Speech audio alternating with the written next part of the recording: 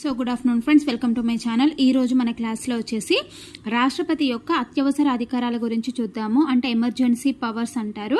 మనం నిన్నటి వరకు సాధారణ అధికారాలన్నీ చూసాం కదా, విచక్షణ అధికారాలు, దౌత్య అధికారాలు, న్యాయ అధికారాలు, ఆర్థిక అధికారాలు అవన్నీ చూసాం కదా. ఇప్పుడు వచ్చేసి మనము రాష్ట్రపతి యొక్క అత్యవసర అధికారాల గురించి చూద్దాము. వాటిని మనం ఇంగ్లీష్లో ఎమర్జెన్సీ పవర్స్ అని అంటాము. మరి అత్యవసర అధికారాల గురించి తెలిపే ఆర్టికల్స్ ఏంటి అంటే 352 నుంచి 360 వరకు ఉండే ఆర్టికల్స్ని మనము అత్యవసర అధికారాలు అని అంటాము. ఫస్ట్ వచ్చేసి ఏంటి అంటే జాతీయ అత్యవసర పరిస్థితి, దీన్ని మనం నేషనల్ ఎమర్జెన్సీ అంటాము. సెకండ్ వచ్చేసి రాజ్యాంగ అత్యవసర పరిస్థితి, దీన్ని మనం కాన్స్టిట్యూషన్ ఎమర్జెన్సీ అంటాము, లేదంటే రాష్ట్రపతి పాలన ఆర్ కేంద్ర పాలన అని కూడా అంటారు. అంటే రాజ్యాంగ అత్యవసర పరిస్థితికి 3 పేర్లు ఉన్నాయన్నమాట: రాష్ట్రపతి పాలన, కేంద్ర పాలన అండ్ రాజ్యాంగ అత్యవసర పరిస్థితి. మూడవది వచ్చేసి ఆర్థిక అత్యవసర పరిస్థితి, దీన్ని ఫినాన్షియల్ ఎమర్జెన్సీ అని కూడా అంటారనమాట. అయితే ఫస్ట్ అత్యవసర పరిస్థితి ఏంటి అని చెప్పాం మనము, జాతీయ అత్యవసర పరిస్థితి అని అన్నాం. సో మనకి అత్యవసర అధికారాల గురించి తెలిపే ఆర్టికల్స్ 352 నుంచి 360 అన్నాం కదా. సో అందులో ఫస్ట్ అత్యవసర పరిస్థితి ఏంటి అంటే జాతీయ అత్యవసర పరిస్థితి అనమాట. ఈ జాతీయ అత్యవసర పరిస్థితి అంటే నేషనల్ ఎమర్జెన్సీకి రిలేటెడ్ ఆర్టికల్ ఏంటి అంటే 352. అంటే మనకు ఆర్టికల్ 352 ఏం చెప్తుంది అంటే జాతీయ అత్యవసర పరిస్థితి గురించి తెలుపుతుంది అనమాట. మరి నేషనల్ ఎమర్జెన్సీ ఆర్ జాతీయ అత్యవసర పరిస్థితిని ఎవరు విధిస్తారు అంటే మనకి రాష్ట్రపతి విధిస్తారనమాట. సో ఈ జాతీయ అత్యవసర పరిస్థితి అనేది 2 రకాలుగా ఉంటుంది. ఏంటి అంటే జాతీయ అత్యవసర పరిస్థితి 2 టైప్స్ అన్నాం కదా. బాహ్య జాతీయ అత్యవసర పరిస్థితి అంటే ఎక్స్టర్నల్ నేషనల్ ఎమర్జెన్సీ, లేదంటే అంతర్గత జాతీయ అత్యవసర పరిస్థితి అంటే ఇంటర్నల్ నేషనల్ ఎమర్జెన్సీ అనమాట. సో ఫస్ట్ వచ్చేసి మనం ఏంటి అంటే బాహ్య కారణాలు మరియు అంతర్గత కారణాల వలన జాతీయ అత్యవసర పరిస్థితి అనేది విధిస్తారు. అంటే అసలు ఎందుకు జాతీయ అత్యవసర పరిస్థితి విధిస్తారు అని అంటే బాహ్య అత్యవసర పరిస్థితి కానీ, అంతర్గత కారణాల వల్ల కానీ, బాహ్య కారణాల వల్ల కానీ ఈ జాతీయ అత్యవసర పరిస్థితి అనేది విధిస్తారనమాట. మరి బాహ్య జాతీయ అత్యవసర పరిస్థితి ఆర్ బాహ్య కారణాలు ఏంటి అంటే విదేశాలతో యుద్ధం అనమాట. అంటే మన ఇండియా పాకిస్తాన్ కానీ, ఇండియా చైనా యుద్ధాలు ఉన్నాయి కదా. సో ఇలాంటి సిచ్యువేషన్ వచ్చినప్పుడు మనం బాహ్య జాతీయ అత్యవసర పరిస్థితి అనేది విధిస్తారు. మరి అంతర్గత జాతీయ అత్యవసర పరిస్థితి అంటే ఏంటంటే దేశం లోపల హింసలు ఏమైనా చెలరేగినప్పుడు, మనం రీసెంట్గా చూసాం మణిపూర్లో హింసలు జరుగుతున్నాయని చెప్పాం కదా, అట్లాంటి సిచ్యువేషన్స్ ఓకేనా. అంతఃకల్లోలాలు చెలరేగినప్పుడు అంటే ఇండియాలోనే ఏదైనా ఒక రాష్ట్రంలో లేదంటే వివిధ రాష్ట్రాల మధ్య హింసలు చెలరేగినప్పుడు, లేదంటే అంతఃకలహాలు చెలరేగినప్పుడు అప్పుడు అంతర్గత జాతీయ అత్యవసర పరిస్థితి అనేది విధిస్తారనమాట. ఓకేనా. సో మరి ఈ జాతీయ అత్యవసర పరిస్థితి ఎలా విధిస్తారనేది చూద్దాము. ఫస్ట్ వచ్చేసి ఏంటంటే రాష్ట్రపతి ప్రకటన ఆర్ ఆమోదం. రాష్ట్రపతి ఒక ప్రకటన ద్వారా లేదంటే రాష్ట్రపతి ఆమోదం ద్వారా జాతీయ అత్యవసర పరిస్థితి అనేది విధిస్తాడనమాట. ఒక ప్రకటన ద్వారా జాతీయ అత్యవసర పరిస్థితిని విధిస్తాడు. సో మనం గుర్తుపెట్టుకోవాల్సింది ఈ second point very very important. Second and third point, రాష్ట్రపతి జారీ చేసినటువంటి జాతీయ అత్యవసర పరిస్థితిని 30 రోజులలోపు పార్లమెంట్ యొక్క ఉభయ సభలు దానిని విడివిడిగా 2/3 మెజారిటీ తోటి ఆమోదించాలి. అంటే ఎప్పుడైతే రాష్ట్రపతి జాతీయ అత్యవసర పరిస్థితిని విధిస్తూ జారీ చేస్తాడో అది జారీ చేసిన తర్వాత 30 డేస్ అంటే 1 మంత్ లోపు పార్లమెంట్ యొక్క ఉభయ సభలు అంటే లోక్సభ మరియు రాజ్యసభలు దానిని విడివిడిగా అంటే కలిపి కాదు, విడివిడిగా లోక్సభ సపరేట్గా, రాజ్యసభ సపరేట్గా 2/3 మెజారిటీ తోటి ఆమోదించాలి. అంటే అనగా ప్రత్యేక మెజారిటీ అనమాట. అంటే ప్రత్యేక మెజారిటీ అంటే ఏంటంటే మొత్తం సభ్యుల సంఖ్యలో 2/3 అనమాట. ఓకేనా. ఆ మెజారిటీ తోటి ఆమోదించాలి. కొనసాగుతున్నటువంటి ఉభయ సభలలో 2/3 మెజారిటీ తోటి ఆమోదించాలన్నమాట ఈ జాతీయ అత్యవసర పరిస్థితి జారీ చేసిన పత్రాన్ని. ఒకవేళ ఆమోదం చేసే సమయంలో లోక్సభ రద్దయినప్పటికీ రాజ్యసభ 2/3 ఆమోదం ఉన్నా కూడా సరిపోతుంది. అంతే కదా మనకి, ఎందుకంటే రాజ్యసభ అనేది కంటిన్యూస్ సభ కదా, శాశ్వత సభ కదా. సో కాబట్టి ఇది ఎప్పటికీ ఉంటుంది. ఒకవేళ జాతీయ అత్యవసర పరిస్థితి విధించిన సమయంలో లోక్సభ ఒకవేళ రద్దు అయితే మాత్రం ఉన్నటువంటి రాజ్యసభ అంటే శాశ్వత సభ అయినటువంటి రాజ్యసభ 2/3 ఆమోదం ఉన్నా కూడా ఈ జాతీయ అత్యవసర పరిస్థితిని విధించవచ్చు అనమాట. ఆమోదం పొందిన తర్వాత జాతీయ అత్యవసర పరిస్థితి కొనసాగుతున్న సమయంలో కొత్తగా ఎలక్షన్స్ జరిగి మళ్ళీ లోక్సభ ఏర్పడితే ఆ ఏర్పడినటువంటి లోక్సభ 30 రోజుల్లోపు ఆమోదించాలి. ఇక్కడ మనం ఏం చెప్పాము, ఒకవేళ 2 సభలు జరుగుతూ ఉంటే ప్రాబ్లం లేదు. ఒకవేళ లోక్సభ కనుక రద్దయి ఉంటే ఎప్పుడైతే జాతీయ అత్యవసర పరిస్థితి విధిస్తారో లోక్సభ రద్దయినప్పుడు రాజ్యసభ 2/3 ఆమోదిస్తే సరిపోతుంది అన్నాం. సో తర్వాత ఏమవుతుంది, ఆ జాతీయ అత్యవసర పరిస్థితి కొనసాగుతున్న సమయంలోనే మరొకసారి లోక్సభకి ఎలక్షన్స్ జరిగాయి అనుకోండి, ఓకేనా, ఎలక్షన్స్ జరిగి అప్పుడు కొత్తగా ఎలక్షన్ జరిగిన తర్వాత ఏర్పడినటువంటి లోక్సభ ఉంటుంది కదా, ఆ కొత్త లోక్సభ అనేది ఏర్పడినటువంటి 30 రోజుల్లోపు ఆ జాతీయ అత్యవసర పరిస్థితిని ఆమోదించాలన్నమాట. అది కండిషన్ అనమాట. ఈ పాయింట్స్ అనేవి మనకు చాలా చాలా ఇంపార్టెంట్, ఈ 5 పాయింట్స్. నెక్స్ట్ ఇది కూడా చాలా ఇంపార్టెంట్. జాతీయ అత్యవసర పరిస్థితి యొక్క కాల పరిమితి అంటే టైం పీరియడ్ విధిస్తారు. ఓకే, విధించిన తర్వాత హైయెస్ట్ టైం పీరియడ్ గరిష్ట కాల పరిమితి ఎంత ఉంటుంది అనేది ఇంపార్టెంట్ అనమాట. అయితే జాతీయ అత్యవసర పరిస్థితి యొక్క గరిష్ట కాల పరిమితి అనేది అంటూ ఏమీ లేదనమాట. అంటే గరిష్ట కాల పరిమితి అంటూ ఏది ఉండదు. ఎన్ని రోజులైనా కూడా విధించవచ్చు అనమాట. అంటే కంటిన్యూస్గా ఎన్ని డేస్ అయినా జాతీయ అత్యవసర పరిస్థితిని విధించవచ్చు. ఒకసారి విధించినటువంటి అత్యవసర పరిస్థితి అన్ని రూల్స్ సాటిస్ఫై చేస్తే 6 months వరకు కొనసాగవచ్చు అనమాట. అంటే ఫస్ట్ జాతీయ అత్యవసర పరిస్థితి విధించిన తర్వాత, ఆమోదించిన తర్వాత అన్ని రూల్స్ కూడా ఒబే చేస్తే 6 months వరకు కూడా కొనసాగవచ్చు. ఒకవేళ 6 months తర్వాత కూడా మళ్ళీ కంటిన్యూ చేయాలి జాతీయ అత్యవసర పరిస్థితి అంటే మళ్ళీ పార్లమెంట్లోని ఉభయ సభలు 2/3 మెజారిటీ ఆమోదం అనేది చేయాలన్నమాట. ఓకేనా, అంటే 6 months వరకు కొనసాగుతుంది ఫస్ట్ జాతీయ అత్యవసర పరిస్థితి. అది అయిపోయిన తర్వాత మళ్ళీ కూడా జాతీయ అత్యవసర పరిస్థితిని విధించాలి అంటే పార్లమెంట్లో ఉన్నటువంటి ఉభయ సభలు మళ్ళీ 2/3 మెజారిటీ ఆమోదం అనేది చేయాలన్నమాట. అప్పుడు మళ్ళీ 6 months కంటిన్యూ చేయవచ్చు. అనగా ఎంతకాలమైన జాతీయ అత్యవసర పరిస్థితిని కొనసాగించవచ్చు. దానికంటే ఒక టైం పీరియడ్ అనేది ఏది ఉండదు. ఎంతకాలమైనా కొనసాగించవచ్చు. కానీ ఎవ్రీ 6 monthsకి మాత్రం మళ్ళీ ఉభయ సభలు అనేవి 2/3 మెజారిటీతో ఆమోదం చేసి మళ్ళీ దాన్ని రెన్యువల్ చేసినట్టు అనమాట. మళ్ళీ అగైన్ 6 months వరకు కంటిన్యూ చేయవచ్చు. ఓకేనా, అలా ఆ విధంగా ఎవ్రీ 6 monthsకు చేస్తూ ఎంత కాలమైనా కూడా జాతీయ అత్యవసర పరిస్థితిని విధించవచ్చు అనమాట. నెక్స్ట్ మనకి ఇంకేంటి అంటే జాతీయ అత్యవసర పరిస్థితి విధిస్తారు. ఓకే, నెక్స్ట్ రద్దు చేయడం అనేది. ఓకేనా, సో రాష్ట్రపతి ఏ సమయంలోనైనా కూడా జాతీయ అత్యవసర పరిస్థితిని రద్దు చేయవచ్చు అనమాట. 1978లో లోక్సభ కొనసాగుతున్నప్పుడు జాతీయ అత్యవసర పరిస్థితిని రద్దు చేసే అవకాశం అనేది కల్పించబడింది. అంటే ఏ సమయంలో రాష్ట్రపతి ఏ సమయంలో అయినా అత్యవసర పరిస్థితిని రద్దు చేయవచ్చు అన్నాం కదా. మరి ఆ కండిషన్ ఎప్పుడు వచ్చింది అంటే 1978లో లోక్సభకు కొనసాగుతున్నటువంటి జాతీయ అత్యవసర పరిస్థితిని రద్దు చేసే అవకాశం అనేది కల్పించబడింది. ఎవరికి అంటే లోక్సభకు అన్నమాట. సో లోక్సభ ఏ విధంగా రద్దు చేస్తుంది అంటే లోక్సభ ఒక ప్రత్యేక సమావేశాన్ని ఏర్పాటు చేసుకొని ఆ సమావేశంలో సభకు ఆ రోజు ఎవరైతే హాజరవుతారో ఆ రోజు హాజరైన వారిలో సాధారణ మెజారిటీ అంటే ఆ రోజు హాజరైన సభ్యుల్లో సగం కంటే ఒకరు ఎక్కువ అనమాట. దాన్నే సాధారణ మెజారిటీ అంటారు, లేదంటే సాపేక్ష మెజారిటీ అంటారు. ఆ మెజారిటీ ద్వారా ఆమోదం పొందినప్పుడు లోక్సభ జాతీయ అత్యవసర పరిస్థితిని రద్దు చేయవచ్చు. ఇది వెరీ వెరీ ఇంపార్టెంట్ అనమాట. ఎప్పుడు జాతీయ అత్యవసర పరిస్థితిని రద్దు చేసే అవకాశం లోక్సభకు కల్పించబడింది అంటే 1978లో అనమాట. మరి ఏ విధంగా రద్దు చేస్తుంది అంటే ఒక ప్రత్యేక సమావేశాన్ని ఏర్పాటు చేసుకొని ఆ సమావేశంలో ఆ రోజు ఎవరైతే సభకు హాజరవుతారో హాజరైన వారిలో సాధారణ మెజారిటీ అంటే సగం కంటే ఎక్కువ మంది ఆమోదం పొందినప్పుడు లోక్సభ అనేది జాతీయ అత్యవసర పరిస్థితిని రద్దు చేయవచ్చు అనమాట. సో లోక్సభ ప్రత్యేక సమావేశం ఏర్పాటుకు రాష్ట్రపతి అనుమతితో ఏర్పాటు చేసుకోవాలి. మరి ఇక్కడ లోక్సభ ఒక ప్రత్యేక సమావేశాన్ని ఏర్పాటు చేసుకొని చేయాలి అన్నాం కదా ప్రొసీజర్. ఆ విధంగా మరి లోక్సభ ప్రత్యేక సమావేశం ఏర్పాటు చేసుకోవాలి అంటే రాష్ట్రపతి యొక్క అనుమతితోటే ఏర్పాటు చేసుకోవాలన్నమాట. లోక్సభ సమావేశం ఏర్పాటు చేసుకోవాలన్నా కూడా 1/10 మంది సభ్యుల మద్దతుతో వినతి పత్రం అనేది రాష్ట్రపతికి అందించాలి. చెప్పాం కదా, ప్రత్యేక సమావేశం ఏర్పాటు చేసుకోవాలి అంటే రాష్ట్రపతి యొక్క అనుమతి తీసుకోవాలి.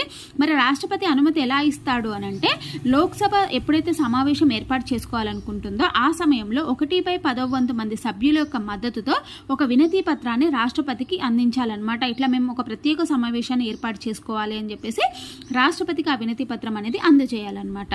సో నెక్స్ట్ ఇంకొకటి ఏంటి అంటే జాతీయ అత్యవసర పరిస్థితులు అమల్లో ఉన్నప్పుడు జరిగేటువంటి మార్పులు. అంటే జాతీయ అత్యవసర పరిస్థితి జరుగుతున్నప్పుడు ఏమేమి చేంజెస్ జరుగుతాయి అంటే చెప్పాం కదా, ఆర్టికల్ 352 దేని గురించి చెప్తుంది అంటే జాతీయ అత్యవసర పరిస్థితి గురించి చెప్తుంది అన్నాం కదా. సో యుద్ధాలు జరుగుతున్నప్పుడు, దేశంలో అత్యంత హింస చెలరేగుతున్నప్పుడు రాష్ట్రపతి జాతీయ అత్యవసర పరిస్థితిని విధించవచ్చు. ఓకేనా, అంటే బాహ్య కారణాల వల్ల కానీ అంతర్గత కారణాల వల్ల కానీ రాష్ట్రపతి జాతీయ అత్యవసర పరిస్థితిని విధించవచ్చు. అది 352 ఆర్టికల్. మరి 353 ఏం చెప్తుంది అంటే జాతీయ అత్యవసర పరిస్థితి అమలులో ఉన్నప్పుడు రాష్ట్ర కార్యనిర్వాహక అధికారాలన్నింటిపై కేంద్రానికి అధికారం ఉంటుంది. అంటే ఏ దేశంలో ఇది మన భారతదేశంలో జాతీయ అత్యవసర పరిస్థితి అమల్లో ఉన్నప్పుడు ఏం జరుగుతుంది అంటే రాష్ట్రాలు ఉంటాయి కదా మనకి, ఆ రాష్ట్రాల యొక్క కార్యనిర్వాహక అధికారాలన్నింటిపై కూడా కేంద్రానికే అధికారం కలిగి ఉంటుందన్నమాట. రాష్ట్ర జాబితాలో ఉన్న అంశాలపై కేంద్రం అధికారం కలిగి ఉంటుంది. అంటే రాష్ట్ర జాబితాలో ఏ అయితే అంశాలు ఉంటాయో రాష్ట్రానికి మాత్రమే అధికారం ఉండేది. కానీ ఎప్పుడైతే జాతీయ అత్యవసర పరిస్థితి విధిస్తారో ఆ సమయంలో మాత్రం రాష్ట్ర జాబితాలో ఉన్నటువంటి అంశాలపై కేంద్రం అధికారం అనేది కలిగి ఉంటుందన్నమాట.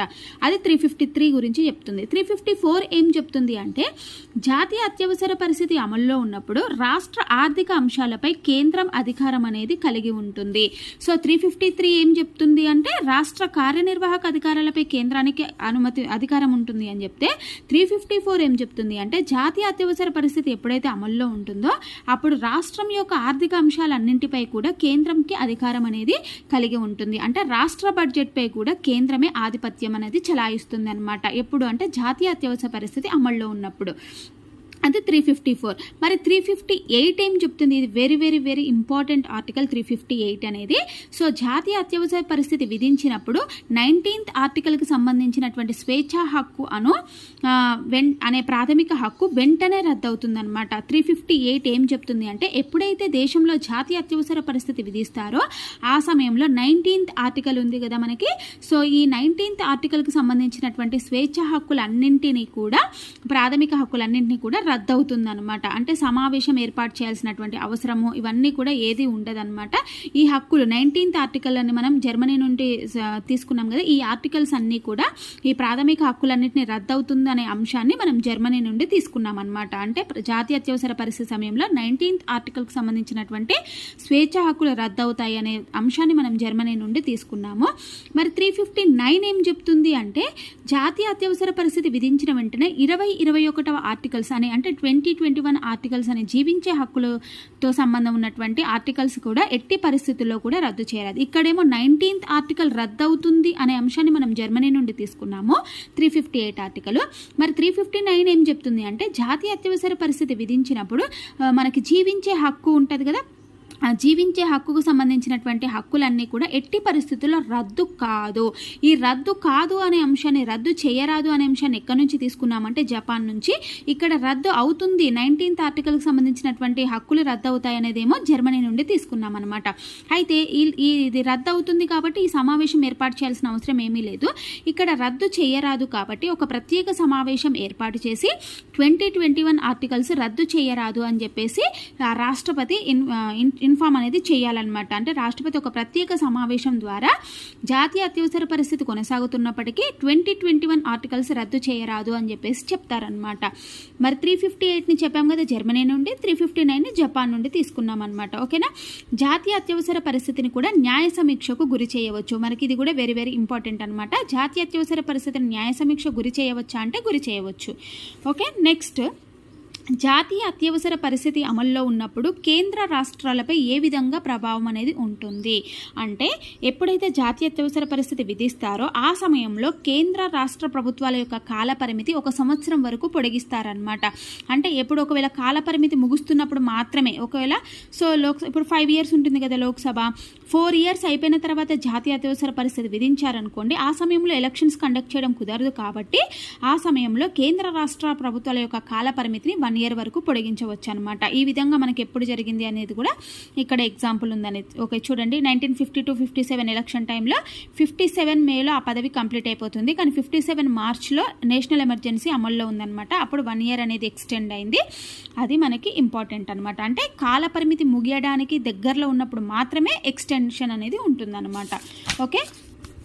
సో నెక్స్ట్ వచ్చేసి మనకి ఏంటి అంటే 352 ఈ ఆర్టికల్లో 1978లో 44వ రాజ్యాంగ సవరణ ద్వారా నూతన పదాలు చేర్చారనమాట. అంటే ఆర్టికల్ 352లో ఈ 2 అంశాలు లేవనమాట. క్యాబినెట్ మరియు లిఖితపూర్వక సలహా అని, సాయుధ తిరుగుబాటు, ఈ 2 అంశాలను కూడా మనము ఆర్టికల్ 352లో జాతీయ ఎమర్జెన్సీలో 1978లో 44వ రాజ్యాంగ సవరణ ద్వారా నూతన పదాలు అనేవి చేర్చారు. అవి క్యాబినెట్ మరియు లిఖితపూర్వక సలహా అనే ఒక పదం చేర్చారు.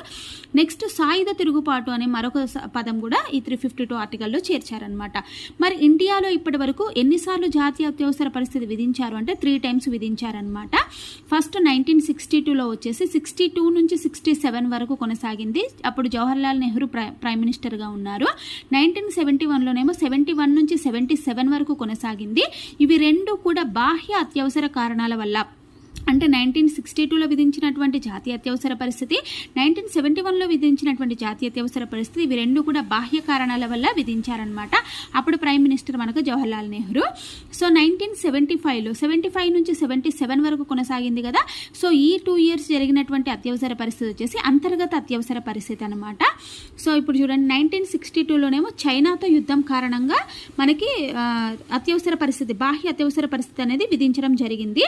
ఎందుకంటే 1962లో చైనాతో యుద్ధం కారణంగా ఆ సమయంలో ప్రైమ్ మినిస్టర్ జవహర్లాల్ నెహ్రూ, రాష్ట్రపతి సర్వేపల్లి రాధాకృష్ణన్. సెకండ్ ఏమి 1971లో వచ్చేసి భారత్ పాక్ యుద్ధం కారణంగా, అంటే బంగ్లాదేశ్ ఆవిర్భావం సందర్భంగా ఇండియాకి పాకిస్తాన్కి యుద్ధం జరిగింది. మరి 1971లో విధించినటువంటి అత్యవసర పరిస్థితి సమయంలో ప్రైమ్ మినిస్టర్ వచ్చేసి ఇందిరాగాంధీ, ఓకేనా, రాష్ట్రపతి వచ్చేసి మనకి వివి గిరి అనమాట. మరి 1975లో దేశం లోపల హింస కల్లోలాల కారణంగా, అంటే అంతర్గత కారణాలంగా జాతీయ అత్యవసర పరిస్థితి అనేది విధించారు 1975లో. ఆ సమయంలో కూడా ప్రైమ్ మినిస్టర్ ఇందిరాగాంధీ, మనకి ప్రెసిడెంట్ అంటే రాష్ట్రపతి ఎవరు అంటే ఫక్రుద్దీన్ అలీ అహ్మద్ అనమాట. సో ఇవి వెరీ వెరీ ఇంపార్టెంట్ అంశాలు. మరి మూడవసారి విధించినటువంటి జాతీయ అత్యవసర పరిస్థితి చాలా వివాదాస్పదాలకు దారితీసింది. అంటే మూడవసారి అంటే ఏంటి, దేశం లోపల అంటే అంతర్గత కారణాల కారణంగా విధించినటువంటి జాతీయ అత్యవసర పరిస్థితి అనేది వివాదాస్పద విషయాలకు దారితీసింది అనమాట. సో ఫస్ట్ చెప్పాం కదా 1962లో చైనాతో యుద్ధం కారణంగా. మరి ఈ చైనాతో యుద్ధం కారణంగా విధించినప్పుడు భారతదేశ రక్షణ శాఖ మంత్రి ఎవరు అంటే కృష్ణ మీనన్ అనమాట. సో ఇది కూడా మనకి ఇంపార్టెంట్.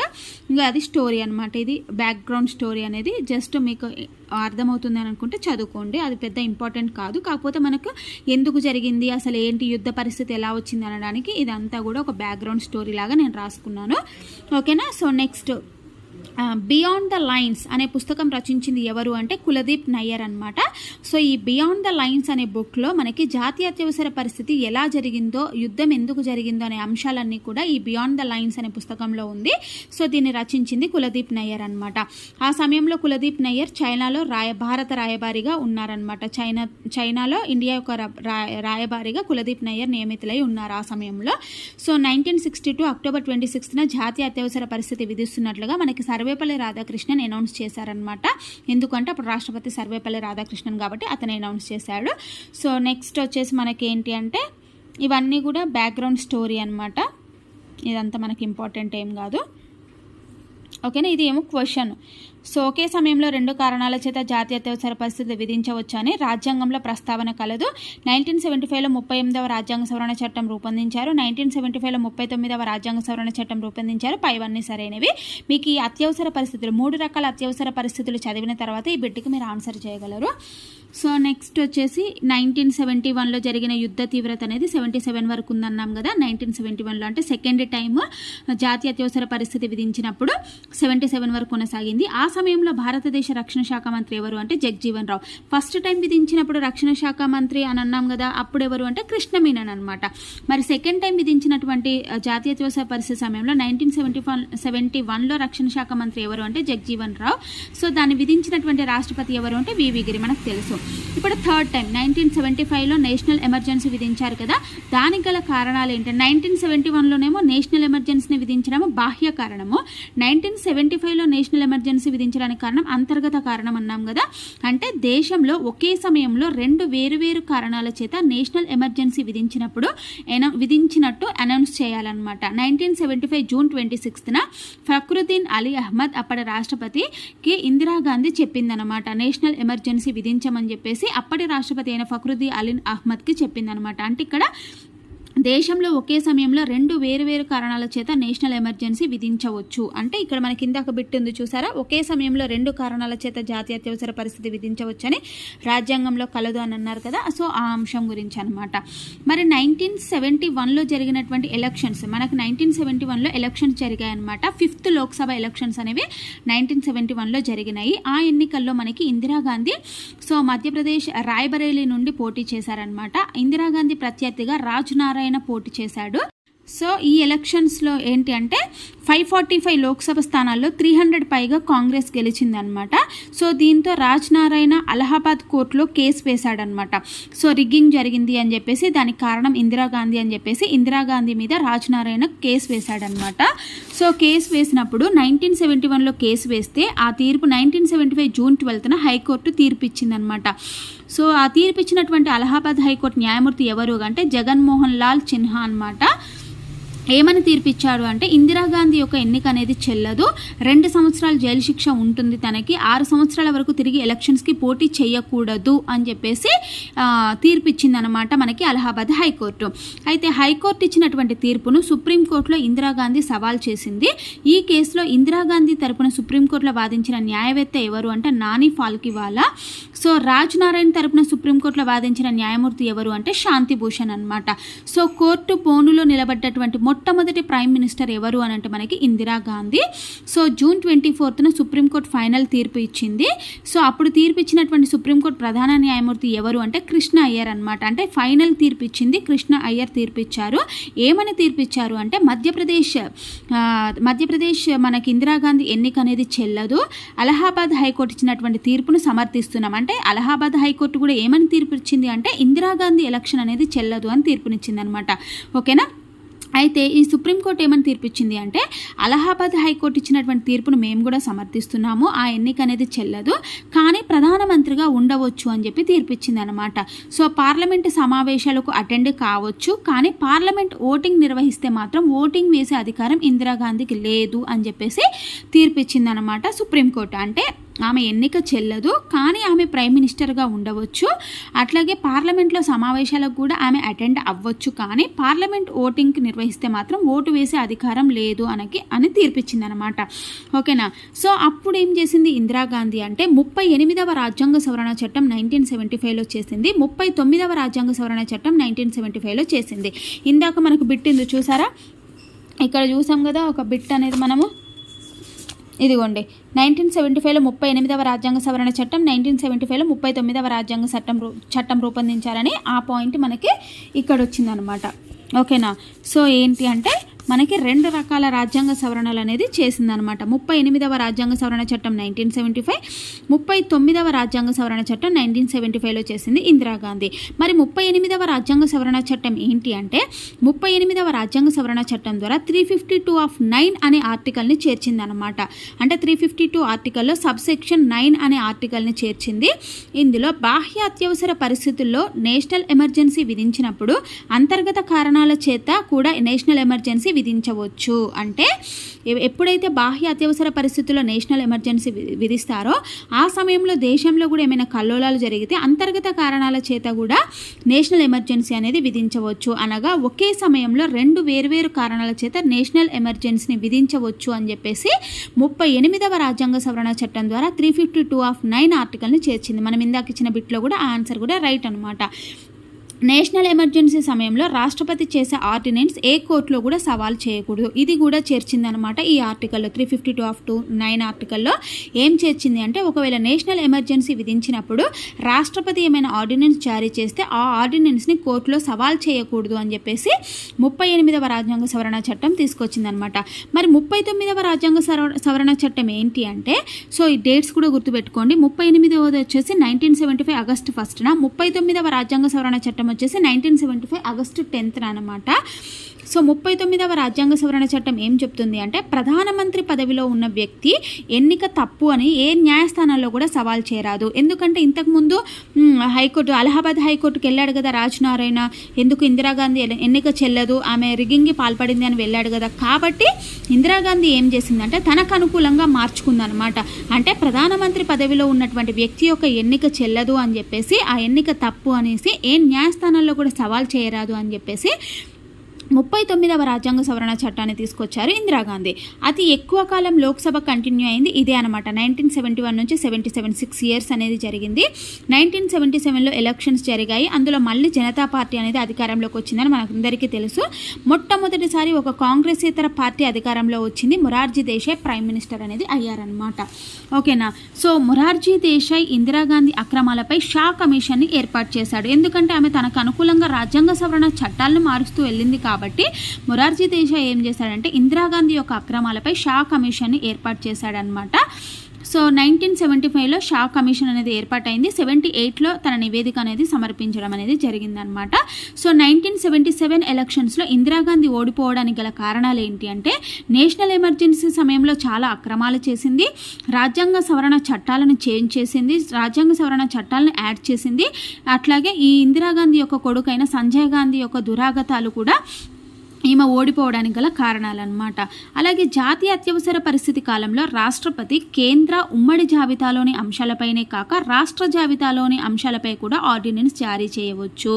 అంటే ఎప్పుడైతే దేశంలో జాతీయ అత్యవసర పరిస్థితి విధిస్తారో ఆ సమయంలో రాష్ట్రపతి కేంద్ర ఉమ్మడి జాబితాలే కాకుండా రాష్ట్ర జాబితాలో ఉన్నటువంటి అంశాలపై కూడా ఆర్డినెన్స్ జారీ చేయవచ్చు అని చెప్పారనమాట. సో పదవిలో ఉండగా మరణించినటువంటి రాష్ట్రపతి జాకీర్ హుస్సేన్, పదవిలో ఉండగా మరణించిన రెండవ రాష్ట్రపతి ఫక్రుద్దీన్ అలీ అహ్మద్ అనమాట. అంటే పదవిలో ఉండగా మరణించినటువంటి మొదటి రాష్ట్రపతి జాకీర్ హుస్సేన్ అయితే రెండవ రాష్ట్రపతి ఫక్రుద్దీన్ అలీ అహ్మద్ అనమాట. సో ఇతను మరణం వల్ల బీడీ జట్టి తాత్కాలిక రాష్ట్రపతి అనేది అయ్యాడనమాట.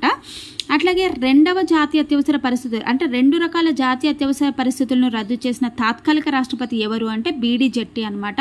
అంటే ఆ సమయంలో 2 రకాల జాతీయ అత్యవసర పరిస్థితులు విధించారు కదా, బాహ్య కారణాల చేత మరియు అంతర్గత కారణాల చేత. ఆ 2 రకాల జాతీయ అత్యవసర పరిస్థితులను రద్దు చేసినటువంటి రాష్ట్రపతి ఎవరు, తాత్కాలిక రాష్ట్రపతి ఎవరు అంటే బీడీ జట్టి అనమాట.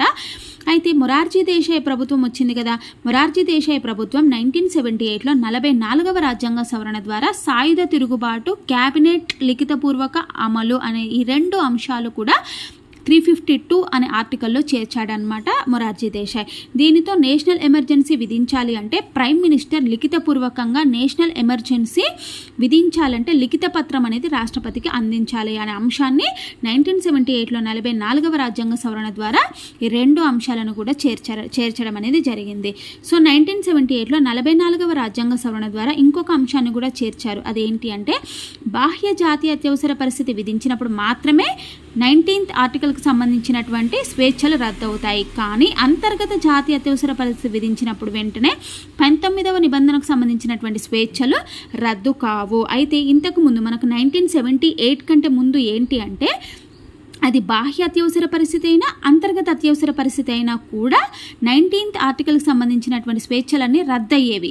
కానీ ఎప్పుడైతే మొరార్జీ దేశాయ్ వచ్చారో అప్పుడు 1978లో 44వ రాజ్యాంగ సవరణ ద్వారా ఏ అంశాన్ని చేర్చారు అంటే బాహ్య జాతీయ అత్యవసర పరిస్థితి విధించినప్పుడు మాత్రమే 19th ఆర్టికల్కి సంబంధించినటువంటి స్వేచ్ఛలు రద్దవుతాయి. కానీ అంతర్గత కారణాల వల్ల జాతీయ అత్యవసర పరిస్థితి విధిస్తే వెంటనే 19th ఆర్టికల్కి సంబంధించినటువంటి స్వేచ్ఛలు రద్దు కావు అని చెప్పి ఒకవేళ రద్దు చేయాలి అంటే ప్రత్యేక సమావేశం అనేది ఏర్పాటు చేసి రద్దు చేయాలి. కానీ వెంటనే డైరెక్ట్గా మాత్రం 19th ఆర్టికల్కి సంబంధించినటువంటి స్వేచ్ఛలు రద్దు కావు అంతర్గత కారణాల వల్ల జాతీయ అత్యవసర పరిస్థితి విధించినప్పుడు.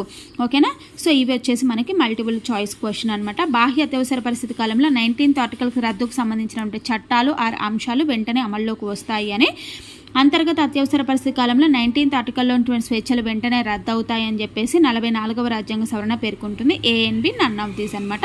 సో మనకు ఆన్సర్ వచ్చేసి ఏ అనేది రైట్ ఆన్సర్. ఇక్కడ ప్రైమ్ మినిస్టర్స్ అంటే 1962లో 65లో 71లో 75లో ఎవరెవరు రాష్ట్రపతులు ఎవరెవరు ప్రైమ్ మినిస్టర్లు అనే అంశం కూడా ఇక్కడ తీసుకురావడం అనేది జరిగింది. ఓకేనా. సో నెక్స్ట్ ఇంకొక పాయింట్ ఏంటి అంటే రాష్ట్రపతి నేషనల్ ఎమర్జెన్సీని దేశం మొత్తానికి విధించవచ్చు లేదా యుద్ధాలు చేసే బార్డర్స్లో అనగా ప్రభావిత ప్రాంతాలకు మాత్రమే నేషనల్ ఎమర్జెన్సీని విధించవచ్చు అనమాట. అంటే దేశం మొత్తానికైనా విధించవచ్చు, లేదంటే ఏదైతే బార్డర్ ప్లేసెస్ ఉంటాయో యుద్ధానికి ప్రభావితమయ్యే ప్రాంతాలు అనుకుంటాం కదా, ఆ ప్రాంతాల్లో మాత్రమే కూడా నేషనల్ ఎమర్జెన్సీని విధించవచ్చు అనమాట. సో ఇది మనకి జాతీయ అత్యవసర పరిస్థితి ఆర్ నేషనల్ ఎమర్జెన్సీ. మనం నెక్స్ట్ క్లాస్లో రాష్ట్రపతి పాలన ఆ రాజ్యాంగ అత్యవసర పరిస్థితి గురించి నెక్స్ట్ క్లాస్లో చూద్దాము. ఇక్కడ వరకు క్లాస్ ఎలా అనిపించింది అనేది మీరు ఒక లైక్ కామెంట్ ద్వారా నాకు తెలియజేయండి. ఇంకా ఎవరైనా మన ఛానల్ని సబ్స్క్రైబ్ చేయకుండా చూస్తున్నట్లయితే ప్లీజ్ మన ఛానల్ లైక్ చేయండి, షేర్ చేయండి, సబ్స్క్రైబ్ చేయండి. ఓకేనా. Thank you very much.